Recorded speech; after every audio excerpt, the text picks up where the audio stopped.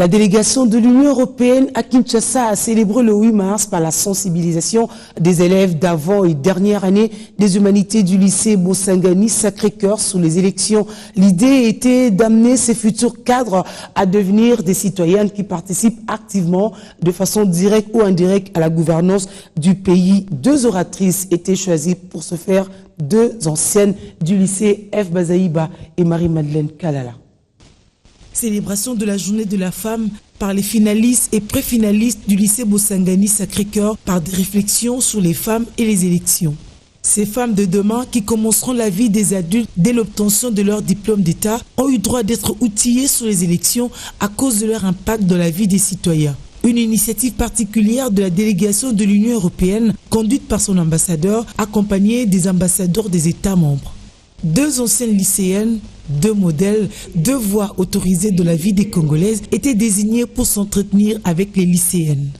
Pour F. Bazaïba, les élections sont une façon d'associer les filles à la vie des décisions de la chose publique. On est enfant, on est petit, il y a adulte, nous avons tous l'égalité, tout le monde est égal devant la loi.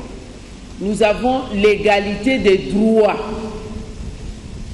Vous avez fait les mêmes études, on a le même programme, le lycée Bosangani et le collège Boboto. Vous terminez les études, vous avez le même diplôme, il n'y a pas un astérix à côté où c'est écrit c'est un diplôme féminin ou un diplôme masculin. Que ça vous donne la responsabilité. Moi-même, je suis responsable.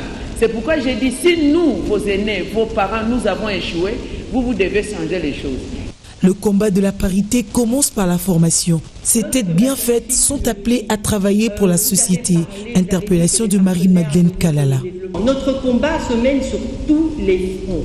Et je vous invite à continuer. Lorsque vous serez dans la vie active, n'oubliez jamais que vous venez de quelque part, que vous étiez des privilégiés et que vous devez à votre tour vous occuper des autres dans la société.